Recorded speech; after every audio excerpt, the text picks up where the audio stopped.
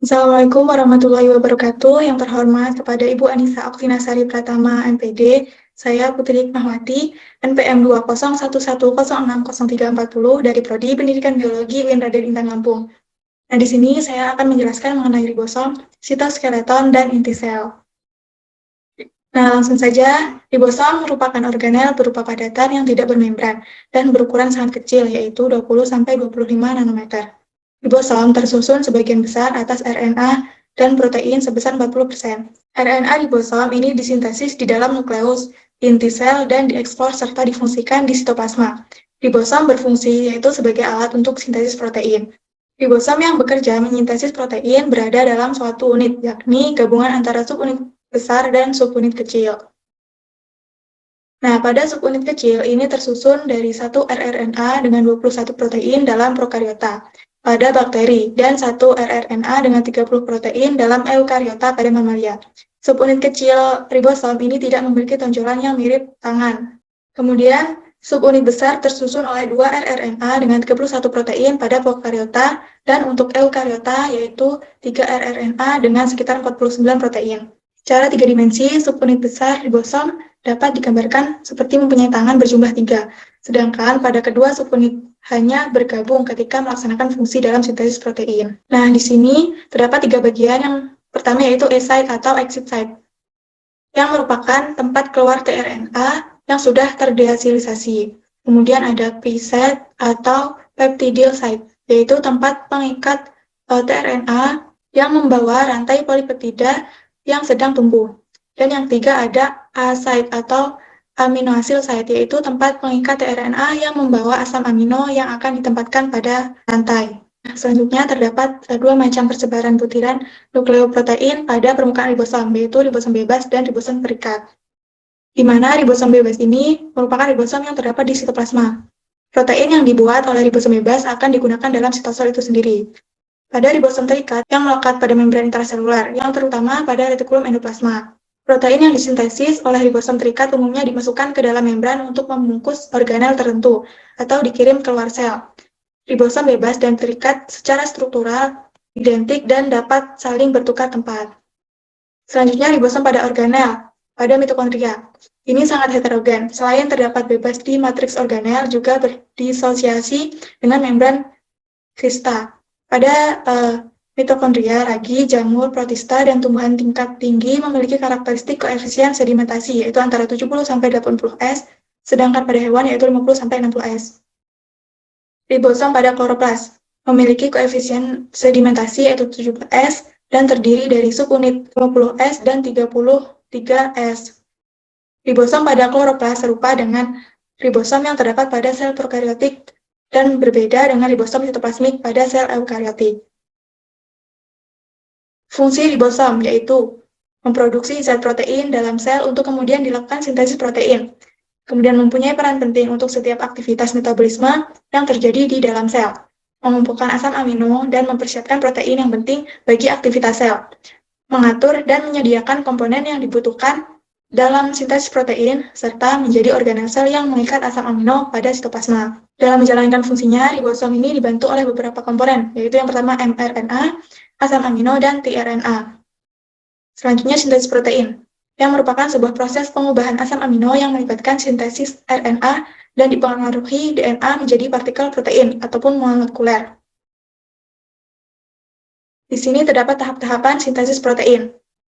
Yang pertama, replikasi DNA. Merupakan sebuah proses yang terjadi di dalam nukleus sel, di mana DNA baru telah dihasilkan dari DNA induk, dan proses replikasi ini dibantu oleh enzim helikase. Yang kedua ada transkripsi, yaitu terjadi penguraian kode genetik DNA yang terjadi di dalam sitoplasma dan membentuk 3 jenis RNA, yaitu mRNA, tRNA, dan rRNA. Tahap transkripsi terjadi di sitoplasma dengan bantuan enzim polimerase. Ini tahapan transkripsi.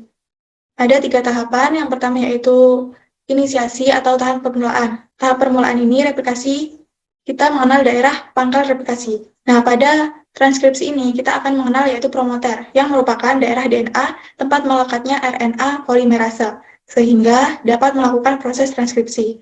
Setelah RNA melekat pada promoter, kemudian promoter melakukan pengikatan terhadap sekumpulan protein. Proses ini yang disebut sebagai faktor transkripsi. Ketiga komponen yaitu promoter, RNA polimerase, dan faktor transkripsi dalam proses transkripsi disebut sebagai kompleks inisiasi transkripsi, yang mana RNA polimerase mempunyai peran sebagai pembuka rantai ganda pada DNA. Kemudian tahap kedua yaitu ada tahap elongasi atau tahap pemanjangan. Selanjutnya yaitu setelah terjadi pembukaan rantai ganda DNA oleh RNA polimerase, akan terjadi penyusunan nukleotida RNA oleh RNA dengan ketentuan arah 5 ke arah 3. Kemudian pada tahap ini akan terjadi pemanjangan RNA yang sejalan dengan proses terbentuknya pasangan DNA dengan basa nitrogen. Nah, kemudian karena RNA tidak mempunyai basa pirimidin, tapi mempunyai urasil, selanjutnya RNA akan membentuk pasangan urasil dengan dibantu oleh adenin. Sehingga pada rantai RNA terdapat 3 jenis basa, antara lain yaitu sitosin, guanin, dan adenin yang akan berpasangan dengan basa komplement sesuai dengan aturan pasangan basa, antara lain yaitu adenin berpasangan dengan urasil dan guanin berpasangan dengan sitosin. Ketiga yaitu ada tahap terminasi atau tahap akhir. Jadi pada tahap ini akan terjadi penyatuan kembali rantai DNA seperti semula. Kemudian rantai DNA kemudian RNA polimerase akan terlepas dari rantai DNA dan akan membentuk mRNA yang baru. Untuk sel prokaryotik, yaitu sel yang tidak mempunyai nukleus ataupun inti sel yang terbungkus oleh membran, RNA hasil dari proses transkripsi akan aktif berperan menjadi mRNA setelah melalui tahap tertentu. Akhirnya, mRNA akan mempunyai 3 jenis urutan basa nitrogen, yaitu pada nukleotida mRNA dan hasil transkripsi yang disebut sebagai kodon. Nah, selanjutnya ada translasi atau penerjemahan. Kode kodon yang berasal dari mRNA diterjemahkan sehingga menjadi asam amino yang akan membentuk protein. Kode-kode ini yang berbeda dari masing-masing urutan pada basa nitrogen akan diterjemahkan menjadi asam-asam amino yang berbeda pula. Contoh, penerjemahan yang terjadi pada asam amino fenilalanin yang merupakan hasil penerjemahan dari kode kodon 3 basil urasil. Kemudian asam aminoglisin yang merupakan hasil penerjemahan dari kode GCG, asam aminoserin yang merupakan hasil penerjemahan dari kode UCA, dan asam amino triptofan yang merupakan hasil penerjemahan dari kode UGG. Pada proses translasi terjadi 3 tahap, yaitu tahap permulaan atau inisiasi, kemudian tahap pemanjangan atau elongasi, dan tahap akhir atau tahap terminasi. Yang pertama, kehadiran aminoasil RNAT mengikat kodon pada ribosom. Kemudian ribosom mengkatalisis pembentukan ikatan peptida antara asam amino yang baru dengan ujung karboksil pada penambahan polipeptida. Dan yang terakhir, RNAT ditranslokasikan ke ujung ribosom, bergerak bersama-sama RNAD, sementara RNAT yang tadi di ujung ribosom bergerak keluar bersama RNAD melalui ribosom ke satu arah. Selanjutnya yaitu sitoskeleton atau rangka sel merupakan jaringan bekas protein yang menyusun sitoplasma dalam sel, yang berfungsi bagi sel yaitu untuk memperkokoh, merubah bentuk, mampu mengatur posisi organel, berenang, dan merayap di permukaan. Sitoskeleton pada sel eukariota ini terdiri atas 3 jenis utama, yaitu mikrofilamen, mikrotubulus, dan intermediate filamen. Pertama ada mikrotubul. Nah, mikrotubulus ini merupakan tabung yang disusun dari mikrotubulin, bersifat lebih kokoh dari aktin. Mikrotubulus ini mengatur posisi organel di dalam sel. Mikrotubulus memiliki 2 ujung, yaitu ujung negatif yang berhubungan dengan pusat pengaturan mikrotubulus dan ujung positif yang berada di dekat membran plasma. Mikrotubulus berukuran kecil, melengkung, berbentuk silindris, kaku, ditemukan di setiap sel yang sedang mengalami pembelahan. Nah, mikrotubulus ini terbentuk dari molekul tubulin. Setiap molekul merupakan heterodimer yang terdiri dari 2 subunit globular yang terikat erat. Diameter dari mikrotubula ini kurang lebih yaitu 24 nanometer dengan tebal dinding 5 nanometer. Kedua yaitu mikrofilamen yang merupakan rantai ganda protein yang saling bertaut dan tipis. Terdiri dari protein yang disebut aktin. Mikrofilamen ini berdiameter yaitu kurang lebih 7 nanometer, berbentuk tongkat solid yang terbuat dari protein globular yang disebut aktin. Mikrofilamen banyak ditemukan dalam sel eukariot, terbentuk dari komponen utama yaitu protein aktin dan miosin. Mikrofilamen berperan dalam pergerakan sel. Peran struktural dalam skeleton adalah untuk menahan tegangan. Yang ketiga yaitu filamen intermediate, yang merupakan protein serat yang kuat dan tahan lama. Dapat ditemukan di dalam sitoplasma sebagian besar hewan. Disebut intermediate ini karena kenampakannya di bawah mikroskop elektron adalah di antara filamen aktin yang tipis dan filamen myosin yang tebal. Fungsi dari sitoskeleton. Yang pertama dari mikrotubul, yaitu membantu dalam pembelahan mitosis dengan mengendalikan gerakan kromosom dari daerah ekuator ke kutub masing-masing pada anafase. Kemudian penyusun sentriol, flagel, dan silia sehingga berperan dalam pergerakan sel, mengarahkan gerakan komponen-komponen sel, mempertahankan bentuk sel, dan sebagai rangka sel.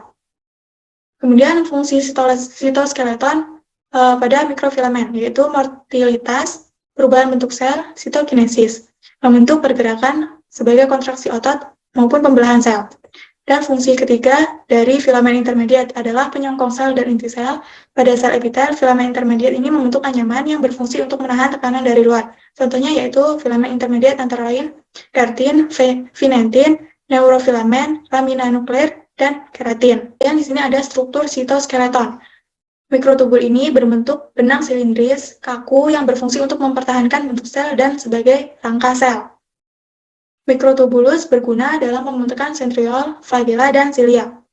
Sentriol berbentuk silindris dan disusun oleh mikrotubulus yang sangat teratur. Pada saat pembelahan, sentriol akan membentuk benang-benang gelondong inti, silia dan flagella yang merupakan tonjolan yang dapat bergerak bebas dan dijulurkan. Kedua, struktur sitoskeleton mikrofilamen atau filamen aktin, yang berupa rantai ganda protein yang saling bertaut dan tipis.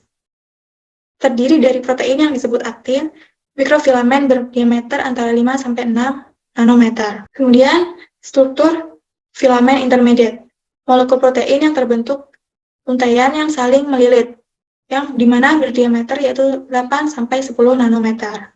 Ketiga, yaitu ada nukleus atau inti sel.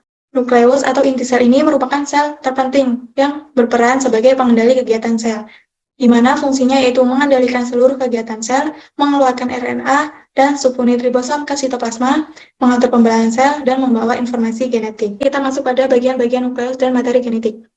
Yang pertama ada selaput inti atau membran inti, di mana ini merupakan bagian terluar dari inti sel. Memiliki fungsi yaitu untuk mengadakan pertukaran zat dengan sitoplasma. Pada membran inti terdapat pori yang berfungsi dalam pertukaran makromolekul. Kemudian ada nukleus. Dia berfungsi untuk membuat ribosom yang ada dalam sitoplasma. Yang ketiga ada nukleoplasma, merupakan substansi transparan semi-solid yang terletak di dalam nukleus, yang tersusun dari asam nukleat, DNA, dan RNA, yang merupakan materi genetik protein dan garam-garam mineral. 4. Ada kromatin, kompleks dari asam deoksiribonukleat, protein histon dan non-histon yang ditemukan pada inti sel eukariota. Kromatin merupakan bahan yang mudah diwarnai oleh suatu zat pewarna yang memiliki fungsi yaitu mengkondensasi DNA untuk mengaktifkannya masuk dalam inti sel, kemudian membantu dalam menyalin RNA dan melindungi DNA dari semakin rusak seperti yang dipadatkan ke dalam inti. Kromatin juga penting dalam ekspresi gen. Yang kelima ada DNA. Molekul DNA dikenal sebagai materi genetik yang menyimpan semua informasi penting tentang segala aktivitas sel.